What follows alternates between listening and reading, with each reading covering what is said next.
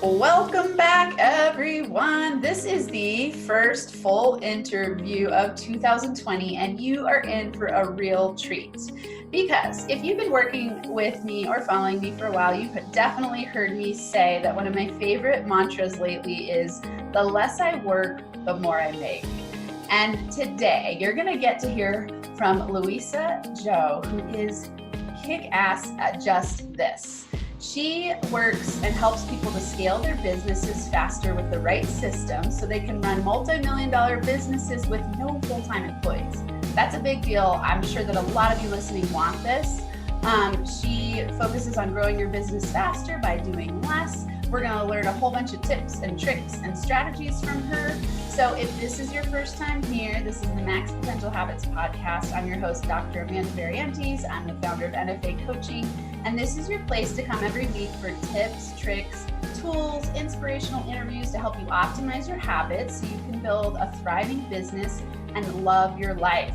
So today we have on Luisa, who is the creator of the Employee to Entrepreneur System, which teaches people how to leave their day job and start their own six-figure business, their six-figure plus business, working for themselves. She's helped thousands of students launch their own businesses that generate anywhere from 30 to 100K in less than a year. Her advice has been featured in numerous online and print publications, including Forbes, Inc., Entrepreneur, Success Magazine, and more. So she is badass. We're psyched to have her here. Welcome onto the show today. Oh, thanks so much for having me here. Yay, this is great. This is really exciting. I love it. So Luisa reached out to me through email, and it took me a little while to get back to her. And when I read her bio, I was like, okay, perfect fit for the show. So tell us a little bit about yourself. How did you get into the industry of helping people scale their businesses? Yeah, so it was just a series. I mean, Steve Jobs quote, you can only connect the dots looking backwards. It was one of those situations where a few years ago, I was working at a digital advertising startup. And at that time, I remember there were some personal events that had happened that made me think, okay, I need to have more control and flexibility in my life. I need to think about starting my own business. And so I spent a few years really trying to figure out, what can I do? What do I even have an idea? How does this even work? All of the common startup obstacles. And eventually, after 3 years, realized, oh, okay, I can take my job skills and help people with their Facebook ads. And so that's how I started. I went online. At the time, it was Facebook groups, found people who were asking questions about this, and just started answering their questions. And eventually that led to someone asking me, hey, how can I hire you? You obviously know what you're talking about. And so I was like, whoa, this is working. And so I did that. I built that business to six figures before I left my job. And then what had happened was, as I was building that business and after I'd left my job, people came up to me and were asking me, hey, how'd you do it? How'd you make a certain amount of money before you left? How did you replace your income? How'd you do your job and your business? And I remember thinking, hey, it took me about 3 years of a lot of failures and not even knowing what I didn't know to figure it out. So I think there's a huge gap here that I can fill to help people with that. And so thus started my current business, helping people go from employee to entrepreneur. I love it. It's so in alignment with what I do. And a lot of the people I work with, that's the shift that they're making, is that shift from the W-2 mindset to the entrepreneur mindset. And how do you gear up for that? And, it's a very different world working for someone else versus working for yourself. And it's part of the reason I love working with business builders, is because of that drive and that mindset. But you said something I really wanted to highlight. You were talking about more control and flexibility. Yes. So, from your perspective, what are some of the benefits of building your own business versus working for someone else? So many. Okay, so the top things, the most obvious things, right, which are just super important, having control over your own life. I just remember, when I was doing the corporate thing, that I would have to ask for, it felt like every little thing, right? Can I take time off? Some managers were better, but there were certain jobs I had where they were watching you by the clock. Like, you had to be in by a certain time, couldn't leave before a certain time, things like that. And so it just felt like way too much, let me be an adult and just get the job done, which I did. So there's that. There's the flexibility. So at this point in my business, I work a lot fewer hours than I did a few years ago. And that is something that I knew from day one that I wanted to be able to build, to be able to take time off, spend time with my family, do just other things aside from working in whatever I was doing. And then there's also the just feeling of actually making more of a difference. So when I was working my jobs, I was, doing reporting, things like that, where yes, technically, I guess you can say it was really important and helps the company, but it didn't feel like I was really making a difference. Whereas nowadays, I see a client or I hear from a student who has done something awesome with their own business, and it's literally actually making a difference in their life. So I would say, there are a few other ones, but those are the top three that right away come to mind. That's awesome. Okay, so something that's big on the radar, and I know you have a lot of wisdom here because of the transition you made from working for someone else into your own business.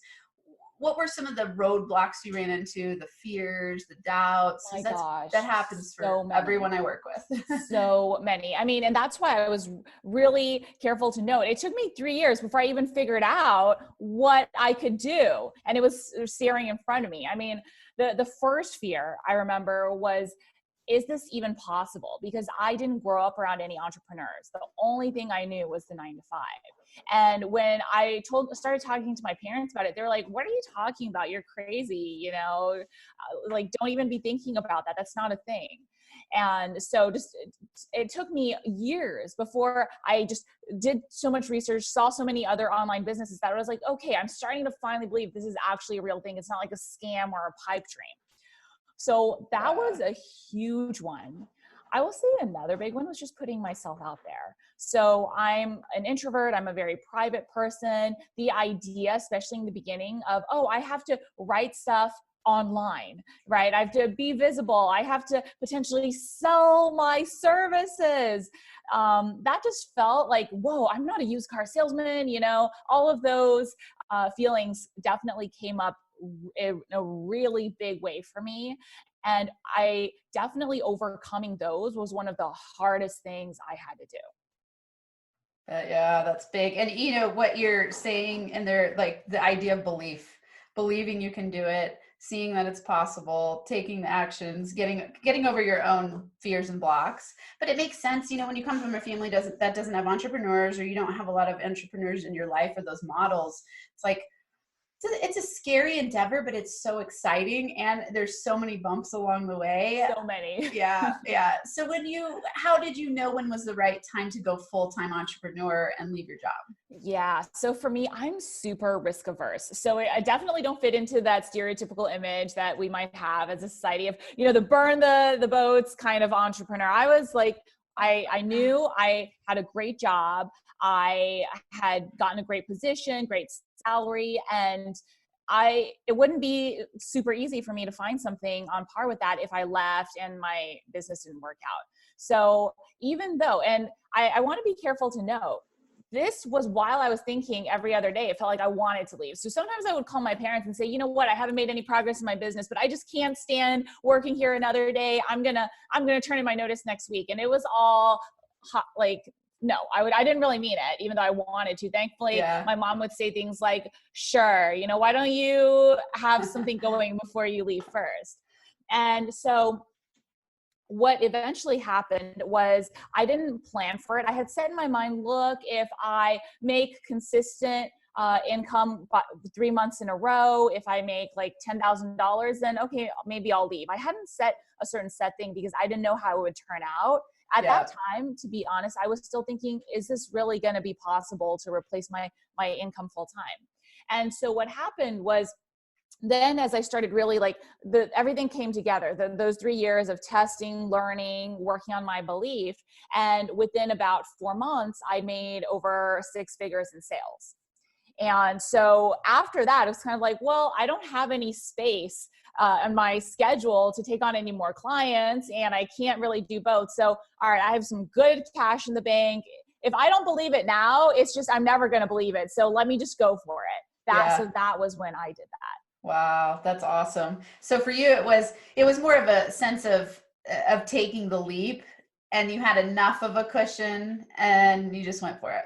Exactly. Yeah. And I mean, but you put in, it sounds like you put in quite a bit of work up front, and I you made sure that did. you were stable. Exactly. Like I basically did every single thing I could to make sure. So, I mean, I had the business set up. I had like maybe 3-4 months of clients lined up. I had a program ready to go to launch after I left. And I mean, personally, I also took care of as much of my financial stuff as possible. Like I paid as much of my rent, did all my healthcare stuff. So everything possible. Yeah.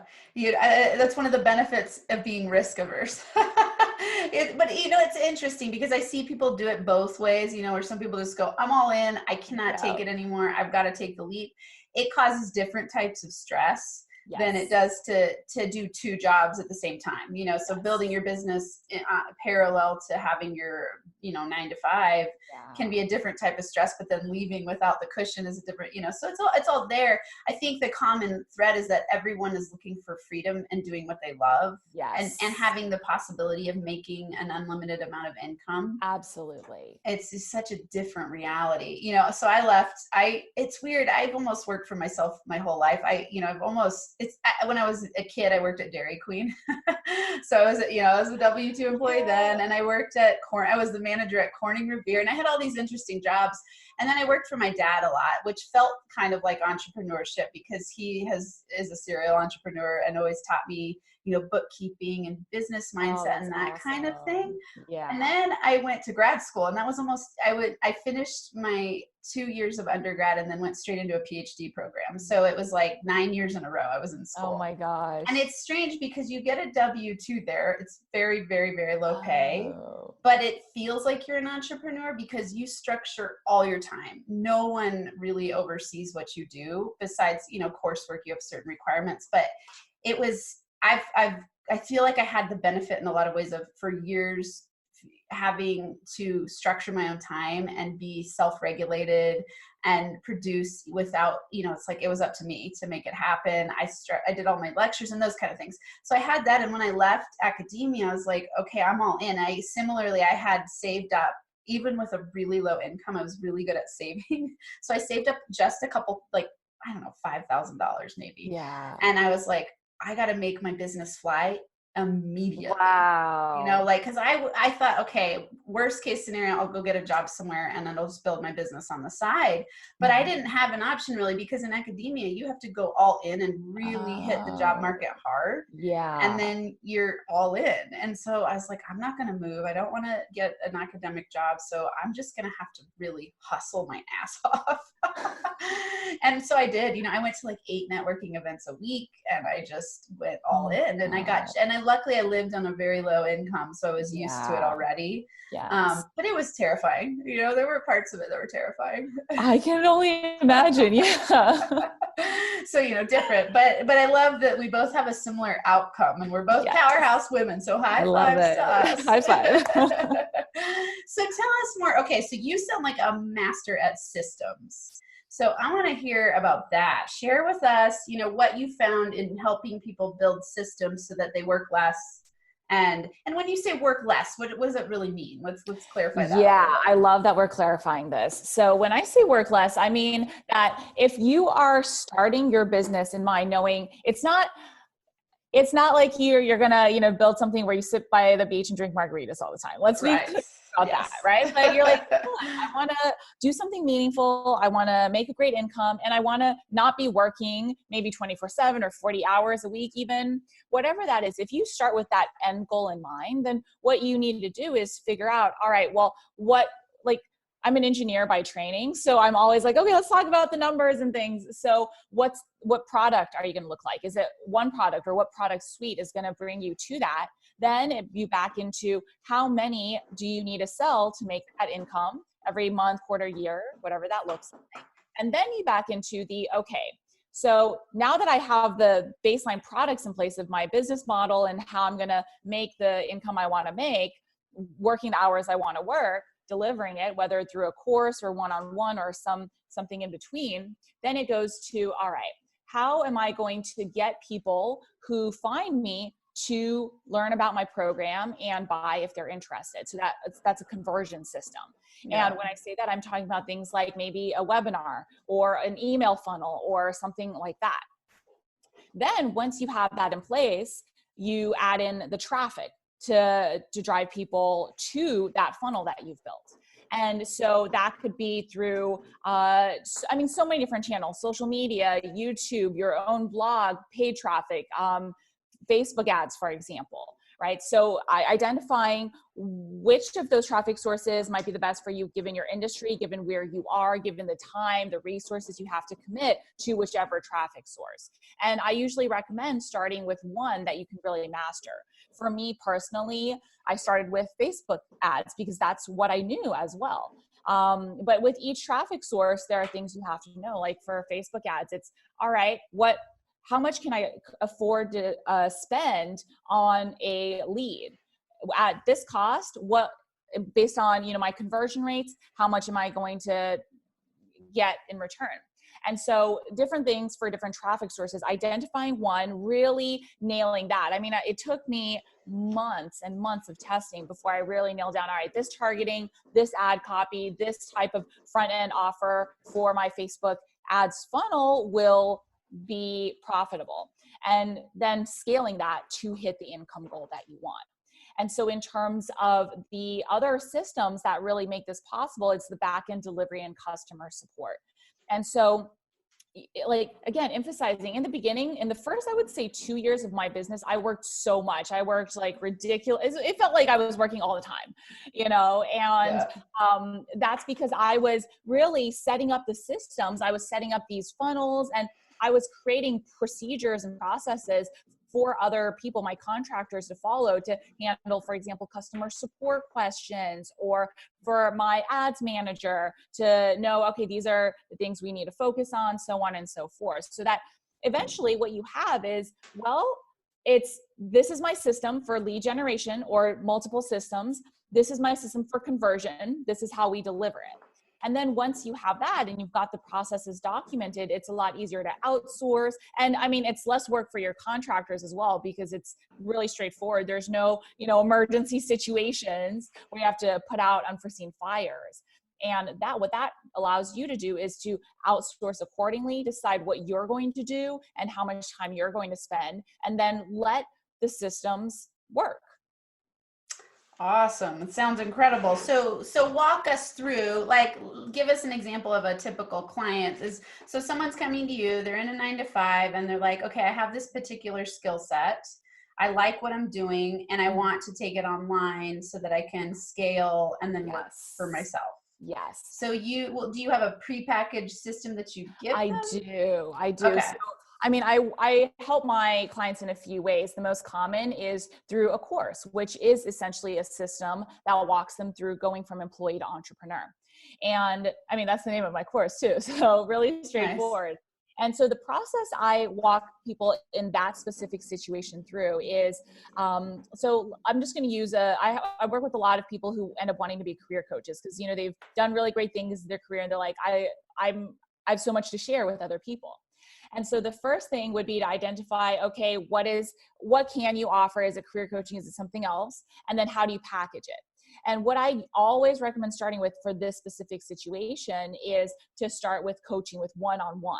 So there are a few reasons for that. You can charge a more premium price. So, I mean, if you do the math, right? Let's say you charge $2,000. You only need to work with 50 clients a year to hit that 6-figure mark. And that's just one example. A lot more doable than 500 or 5,000 clients in a year. Yeah. Also, you get to learn about your audience, because no one is born or starts with marketing or sales skills about their business. So you get to understand through talking to people, oh, this is why this person ended up buying from me, right? And also you get to work with clients, so you get to refine because you have your knowledge, but it's another skill set to coach someone on that knowledge. So you get to build that skill set and also refine your process for whatever it is you're teaching: health coaching, relationship, career coaching, whatever it is. And that also, and finally, through doing that, you get awesome testimonials, because you holding someone's hand one-on-one is almost always going to help them get better results than them following a course, no matter how good it is. It's just a completely different type of support. And so for all of those reasons, I'll say, okay, so this is the offer, this is the plan to get enough to replace your income. And now let's talk about how you're going to get clients. And so what I always recommend, I have what I call the 3-prong approach. And it's basically the short-term prong, which is, what's the lowest hanging fruit around you? Do you know someone who would be interested in getting your help? And I make it very clear, this is not like going up to random people, you know, be like, oh, hey, please buy from me, right? It's, if people, for example, we'll stick with career coaching. If people have asked you for career advice in the past, well, they're probably interested, you know, or health coaching. If you've lost weight and people have always asked, hey, how did you do it? How did you keep the pounds off? There's interest there. And so following that, seeing if there's someone within your network, your acquaintances who would be interested in working with you. That's a great way to get started. Then we go to the middle term prong, which is, all right, what's online that you can get easier access to people? Is it most likely it's some form of social media. Then we look at, based on your industry, LinkedIn, Facebook, Instagram, what's the best platform for you to connect with your audience? After that, that helps you learn a little bit more about what content to create to attract your clients. And then finally we move into, okay, now at this point, the cool thing is you've refined your process for helping people through coaching clients. So you have a process, you know what drives people to buy from you versus not buy from you. And you've gotten testimonials, you've gotten revenue. And so you're able to start building a real system where you've got that email sequence, whatever the front end looks like, maybe a webinar, a PDF. You are focusing on one traffic source because now you know what to say, because you know what draws people to you. And you're starting to systematize your delivery as well. So all of that step by step, I mean, I just gave a super condensed summary, but that is really what moves you through being able to go from employee to entrepreneur. Awesome. So valuable. And I love it because it's so validating of the process that I've gone through. Yeah. You know, it's like I go, oh, first year in business. I've really believed and told people, for coaches and consultants, you got to work one-on-one exactly so that you know your audience, you know who you're talking to, you know their pain points, you know the solutions. You can test your skill set in that expertise. Exactly. And this is so important because I do have a lot of people who come to me and say, you know what, I want to do courses, I want to do group programs. And I'll say, that's great. Start with one-on-one, even if it's just a handful of clients, because when you're creating a course in a vacuum, again, no matter how well you know your stuff, you don't know how other people are going to respond and have questions about it. Yeah. I'll tell you a funny story. It's I about midway through last year. So it's my first year in full-time business. Yeah. And I was like, I want to do a course. And I started creating it. And luckily I knew enough to not create the whole thing. And, I kind of wanted to build it as they come. Yeah. And it was a great concept, but it was way too much. It was like, I was teaching kind of at this level of like, it was a 66-day course because habit development takes 66 days on average. There's lots of variation there, but so I was like, oh, I'll do a 66-day course. It'll be a video every day and people will like really transform their money. It was Money Magnet Habits.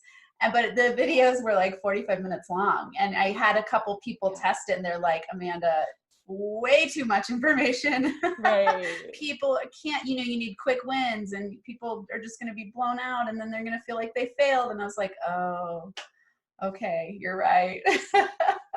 So it was really great information for me though, to realize, and then I started getting a lot more into understanding marketing and looking at the model of scaling a coaching business. And just like you're saying, it's that idea of one-to-one, one-to-few, one-to-many, and scaling that way over time. And I tend, something I'm curious for you, have you seen, how fast can that process be for people? Yeah. So it is so different for each person. It really depends on, where you are in terms of even your belief, your confidence. Some people, for example, will join my program. They'll have spent maybe a few years not doing anything, but thinking about it and preparing themselves. So they'll come and they'll just take off right away. Yeah. And so it's really different. I've seen a range. I have had some students who within a few months, they've left their job, they've replaced their income, they're like just taking off. And then there are other students who take a few years. They'll like join my program 1 year. They might, be tinkering with it, go quiet for a year or two, and then come back and then be like, hey, I was ready. I did this, and surprise. Right. So it's such a wide range. Yeah. That makes sense. And it also makes sense. It depends on what you're developing and what your product is and what your ideas are and those kind of things. This is a funny question, but some of the online leaders I've listened to will say every single person has an online course in them. Do you think that's true? I do. There are a few exceptions. I found in general that the people who come to me tend to have a few years of job experience under their belts. So they've had the time to personally mature a little bit. They also, have that confidence that comes with experience. And so it doesn't have to be a lot of years, it doesn't have to be, decades, but having that usually really helps. That aside, I truly do believe, yes, everyone has at least one course inside of them. Absolutely.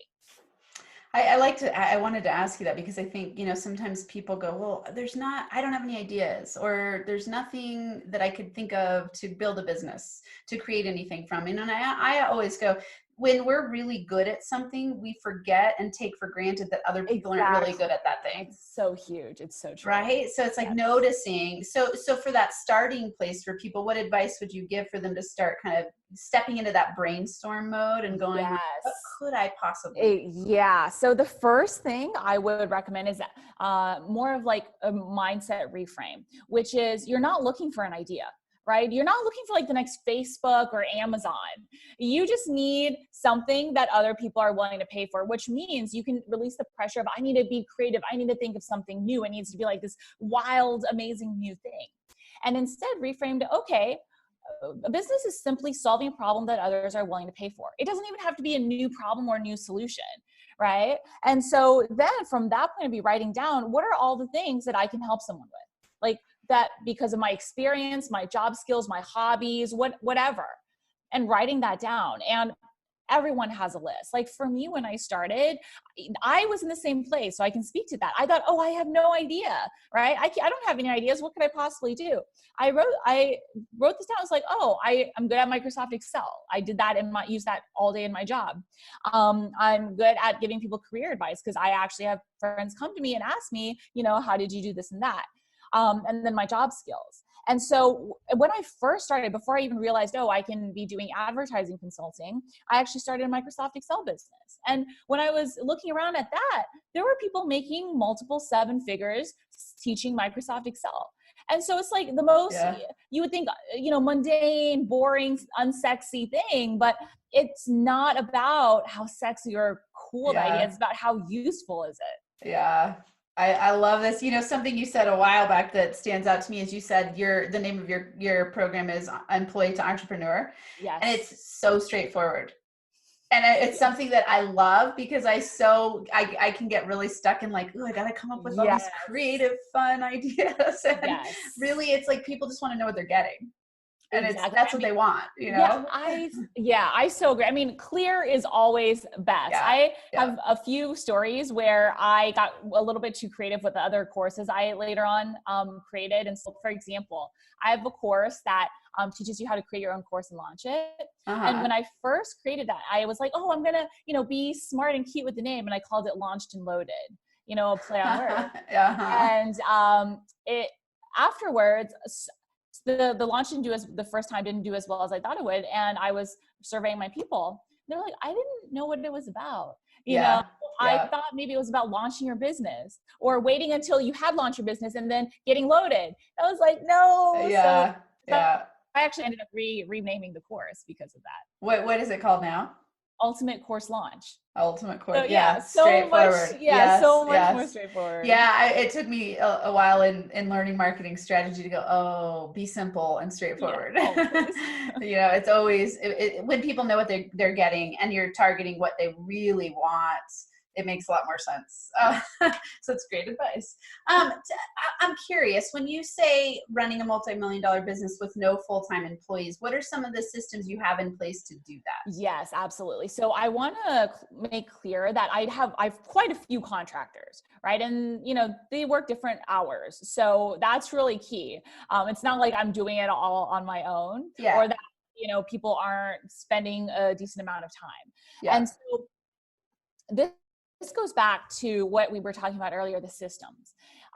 In an online business, and this was influenced early on, like about 5-6 years ago, with certain books, like Gino Wickman's book Traction, where he talks a lot about this.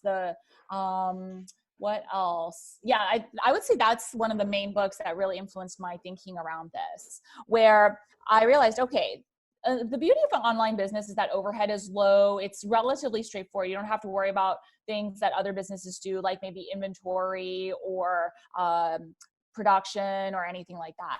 And so once I created my course, it was really simple. And my course it's okay, there's the different types of lead gen marketing. What's that going to look like? There's sales. What is that going to look like? And then there's the operations, the delivery, the customer support, tech, things like that. And then my finance team. And so basically that's how I ended up organizing the structure of my business, like my org chart, basically. Nice. And under marketing, it was all of the things that were related to getting more awareness. And so that is broken into the different types of content I have. So it started out with paid traffic, right? Facebook, YouTube, things like that. And really finding an ads manager to help me and set up that process for this is how much we spend, this is how we monitor, this is our process for brainstorming new ad ideas. And then as I gradually over the years added new traffic sources like YouTube, blogging, things like that, then for each one, I would focus on it for a set amount of time, figure out what the process is going to be, figure out what I could outsource. So another example for my YouTube videos, I post one video a week. And what I do at this point is I sit down, I batch record on certain days, and then that is like me, I'm done for a month, 2 months, 3 months. At one point I tested adding in an editor to the process. It didn't really make a difference in how much people enjoyed the videos. So I said, okay, I don't need to do that. Right. So another piece is I will absolutely invest in amazing team members and in my business. But if something's not needed, I'm not going to do it just for my ego. Just be like, oh, my videos are fancier and I have an editor. Right. So that's a key piece as well. Yeah. And then I found a contractor who was really good at helping me upload the videos, add the descriptions, things like that, make sure the video is optimized. I have a contractor who creates my thumbnails. So we have a pass along, my videos, they get transcribed, they get sent to my thumbnail guy, they get sent to the final team to upload. And so it's a very, step-by-step process. There are no surprises. So Yeah. I do that for every piece in my business. And that's what really allows all of us to basically, no one's, working like a full-time job. I mean, a lot of my contractors also have other clients as well, but it's very much, I know what I need to do. I know when I need to do it for each person. I know what time I can take off. And it's just, we're able to do things that we enjoy, each of us, and then go on and enjoy our lives as well. Yeah, I love this. And I want to point out for listeners, because there's so much gold in what you just described. And one of the things, have you read Atomic Habits, James Clear, by James Clear? Haven't. Really interesting book. And I've been saying it on a lot of my podcasts recently, because I've read it a few times. I mean, this is the Max Potential Habits podcast, right? So I'm really into habits. Yeah. And one thing he says is we don't rise to the level of our goals. We fall to the level of our systems. And I love that because, it's like, okay, we can set these lofty goals, but if we don't have the systems in place to create what it needs to be done to get to the goals, we're never going to get there. And so, what I'm hearing you say is that first you started out by testing the systems yourself, figuring out what it is that I even need a system for, and then delegating it to the right people who are really good at that one aspect, who really enjoy it, instead of trying to hire one person who can do a whole bunch of things. You subcontract it out to people who are masters in that area and love what they're doing. Yes. And that's a masterful art of delegation.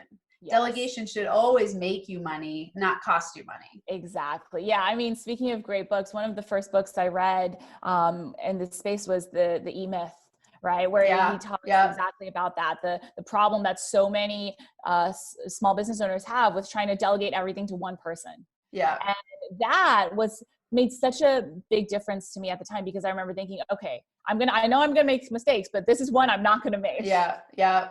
And I mean, I teach values, so it's living in your genius, you're really in your zone of genius, tapping into your genius juice, doing what you really love. And so why would you want to hire one person who's doing a whole bunch of tasks they don't love? It's like, hire the master in that area, what they're good at.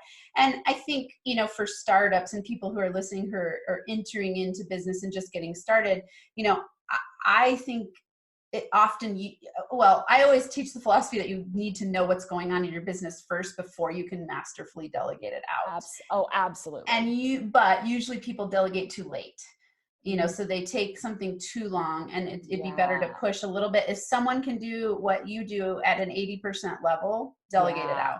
I love that. And that way you get to do what you love every day. Yes. Which makes all the difference, right? Because then you wake up inspired instead of getting up going, I have to, I must, I don't enjoy this, I feel drained. Instead you get up and you're like, I'm on fire. Right. And I mean, the key thing you have to remember is for a small business, you are responsible for driving the growth. So if you're too stuck in the weeds and you have no energy or excitement, that business is going to stall, even if you're, saving a little bit of money by doing everything yourself. Yes. Such good advice for everyone listening, no matter what stage of the game you're in. So powerful. Let's see. So I want to ask, I'm trying to think if there's anything else really specific. I mean, it sounds to me like I love the way you systematically think and implement, and in a lot of ways are with that risk aversion. It's like you're going step by step through the process and scaling in a very methodological way that doesn't feel stressful and chaotic, and then that helps people succeed because there's a roadmap for it. Yes. And I love that. Tell us what, if you've been in business, you said 3 or 4 years? No, going on 6 years. Going on 6. Okay. Going on 6. In those 6 years, if you could tell everyone listening, what's one big lesson that you wish you had known, what would it be? Oh my gosh, there are so many. Okay, so I would say the biggest lesson is focus on long-term versus short-term growth and goals. Okay. And this is so much easier said than done. I say this knowing that. And what I mean is I will see people who work with me and join my programs, and they're like, look, I got this one rejection. I thought I was going to make 6 figures within 6 months and I haven't yet. Okay, I'm so disappointed, right? And yes, we're human, we're going to be disappointed. But when you take a step back and think in terms of the bigger picture, one rejection in terms of you're building an asset that's going to last you for life, right? Or not hitting a certain income goal within a few months. So what in terms of, well, in a few years, you're going to have it, right? So not being so focused on, okay, I'm going to make this amount of money each month, although caveating that there does need to be a bit of that. You do need to be focused on short-term revenue as well. Otherwise you're going to go out of business, but not obsessing about it like, oh, it's the end all be all, right? And instead focusing on, okay, well, what's my big picture goal? If it means for the short term, I need to sacrifice a little bit of revenue. So one good example is if someone's like, look, I want to make this much money right now, I'm going to book myself full with one-on-one clients. There's a time and place for that. Absolutely. But then you have to think, if you're spending, let's say 40 hours a week working with one-on-one clients, how much energy are you going to have to be creating your course, setting up your next program, building out traffic sources, right? And so there's going to be a trade-off. Maybe you book yourself at 60 or 70% and then spend even 30% of the time working on long-term. So really keeping that in mind, that with a business, you really are in it for, it doesn't have to be for life, but really for a good amount of time. And really keeping that in mind so that sometimes when you need to trade off a short-term goal for a long-term goal, you're able to make that choice so that you're able to ultimately create the business and life that you want. Yeah. This is so much gold because, I hear a lot of people, they exactly like you're saying, they'll start and they're 6 months in and they're like, it's not happening fast enough. And of course, we all want it to happen fast. But one of the beauties of building a long-term business is that you're building for long-term gain. Yes. And so in the short term, you've got to be able to delay gratification a little bit. Exactly. And see the long-term vision. And exactly what you're saying. It's like you're always future forecasting and going, Yes. okay, if I have only this, we all have the same 24 hours in a day, right? Yeah. And so how am I going to allot my time to scale up over the years? Yes. And I think it's probably one of my greatest strengths and weaknesses is my impatience. Yes, I agree. Yes. So like, what you're saying, I'm like, I have to remind myself all the time, like, because I model myself after, the coaches that are going multi-million a year. And I'm like, that's what I want. And I see it and I see the path and I can do it, but I'm like, I want it now, Yes. And I've had to really. I do love that you mentioned this because I agree. It is like, you don't want to be sitting on your butt all the time. You're like, it's just going to happen. Right. Yeah. So I'm the same way. I'm very impatient. I remember in the very beginning of my business, I was the same way. I was like, look, I need to cross 7 figures in this amount of time and I'm just going to go all in. So there was definitely that impatience that really, and it made a big difference. That's the reason I was able to hit my goals. Yeah. Right. But then there was also at certain points when I did have to take a step back, I had to be like, okay, I'm going to rein in this impatience for a little bit for the long term. So it's a double-edged sword. It is. It's fascinating. And I agree. It's why I've gotten where I am fast and it's why I'll get where I want to go fast. But it's also, there's those moments where it's like, relax a little bit, enjoy the process. It's a long journey. And to me, it's a lifelong journey. Like I'm building my business, doing what I love. So I don't ever want to not do it, and I don't, when I say the mantra at the beginning of like, the less I work, the more I make, it's not about not working. I don't ever want to not work. I love what I do, but I don't want to have the work feel drudgerous and challenging. I want it to feel, challenging in that I'm growing, but not drudgerous. Yes, I want it to feel like, I'm relaxed. I'm in flow. I have faith that it's all going to work. I'm resourceful and I can delegate and I can, those kind of things. It's like this, it's a more of a flow state than a fear state. Yes. And it's a allowing and receiving than it is a forcing and a pushing. Yes. And so it's so fun to build a business and it takes a masterful mindset. So before we go into your top 3 habits, I want to ask you what would you say is one of your top mindset tricks when you get self-doubting, impatient, fearful? Yes. Okay. So, I mean, it's simple, but it's so powerful. I'll just pull up, my computer in a blank Google document and just type out what I'm thinking. So what that does is it makes me like really sit, and I'll set a timer. Sometimes I might do it for like 20 minutes, or I might even say, I'm going to be focused on this for an hour so that I keep the document up. Even if I go do something else, I come back to this. Cause like that, it takes a while to kind of really pull up your thoughts, and that'll help me get clear on why am I scared? Right? Where's that coming from? What am I really thinking? Because the first fear or negative thought that you have often isn't like the core one that's creating it. So that'll help me get really clear on what's going on. Once I understand that, then I know how to address it. Yes. Such gold. Most people don't know that and don't do that. And really just that alone, articulating the actual problem can solve the whole problem. It really does. And the thing is also, it's tough to do. No, who wants to sit down and spend time thinking about their negative thoughts and be like, oh no, right? Yeah. So that in of itself is like tough to get yourself to really do. That's great advice. I love it. Okay. So tell us, what are your top 3 max potential habits that you think got you where you are today?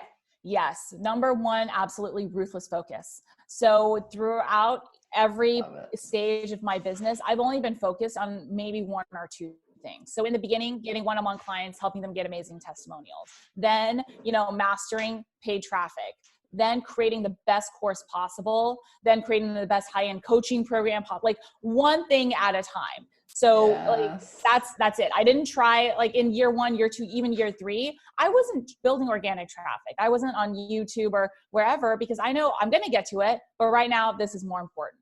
So that's number 1. Oh yeah, go ahead. I was going to say, I mean, that's incredible. And I love you. It's ruthless focus in not too many directions. Exactly. Yeah. Brilliant. Okay.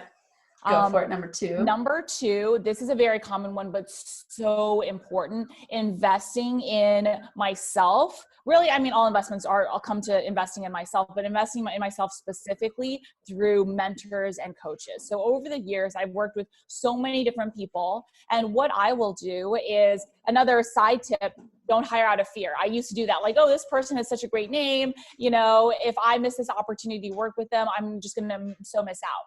Learn my lesson there. Nowadays, I hire for very specific reasons. Is there one thing I want to learn from this person? Have they, you know, done something that I want to do? And what am I going to really do to get the most out of this investment? And so really not being afraid to make that investment. At this point in my business and life, I've invested over $1 million in different mentors. And so just like being able to do that and knowing I'm going to make that investment back one way or another, tenfold, 100-fold, you know, so believing in yourself, really. And then I would say max habit number 3 is just taking a step back at certain points and regrounding in the long term. So it can be really easy to get stuck in the weeds of, oh, hey, I did so well this year or this month financially, and I'm amazing. And just as equally, it can be tempting to look at yourself and say, oh, I didn't hit this goal. I didn't do as well as so-and-so, and I feel so bad about myself. And both of those are really negative when you take a step back.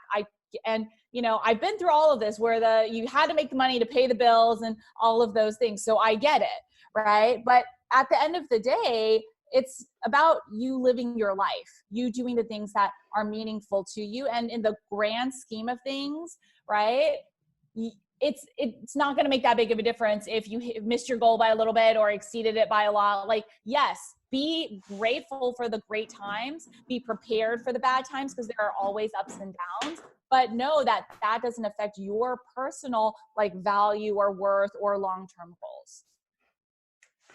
I wish I was right next to you to give you like jumping high fives. That was awesome. So much value. Okay, I'm certain people are going to want to work with you. So so you do one-on-one coaching, you have courses. Tell us what you have to offer. So, I mean, I have quite a few courses, and the best way to really learn about them and to really get on my email list, which is where I communicate all of that, is by going to actually getting the special PDF I have here for your listeners. It's a PDF about really the escape velocity plan for building your own 6-figure online business or coaching consulting business specifically, to go from employee to entrepreneur. And awesome. That PDF is at luisazhou.com/gift. And so I'm just going to spell my name really quickly because it isn't spelled how it sounds. It's LUISAZ as in zebra, HOU.com/gift. And if you get on that, that'll share with you some of my programs and get you on my list. That's really the best way. From time to time, I do open my high-end coaching program, which is one-on-one support from me, but in a group setting. So at this point, I don't do one-on-one. So anyone who's like, oh, you know, someone's telling me to do one-on-one, I don't want to. Look, a light at the end of the tunnel. You don't have to. You can build your business the way you want, right? So that's good news. And so those are that's the main way. I'm also on Instagram, right? Luisa.Zhou. I have a YouTube channel, same thing, Luisa Zhou. So nice. All of those are really great ways to connect with me and just stay in touch.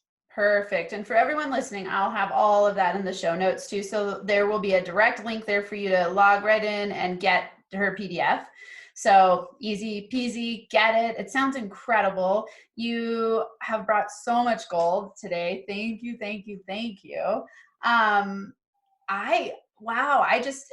Yes, I will definitely be promoting you and your courses because I think there's a lot of people that come to me that are looking for ways to build online businesses and get into that arena.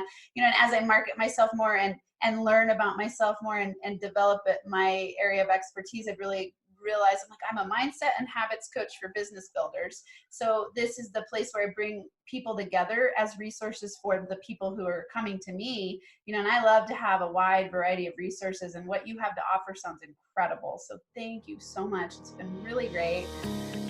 For everyone who's listening, I would love it, both of us would love it, if you take a screenshot, blast this out to your social media channels, put both of our hashtags on there, and share one golden nugget you got from today. You know, whether it was an idea, a habit, a system, something you want to implement, anything along those lines. And just connect with us and let us know that we're impacting you, and then help us spread the word.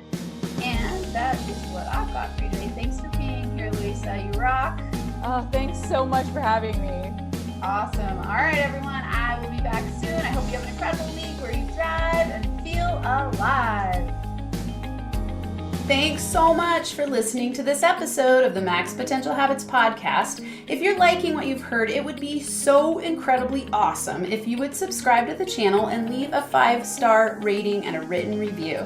This helps me help more people while we grow our NFA community so we can rock it out together.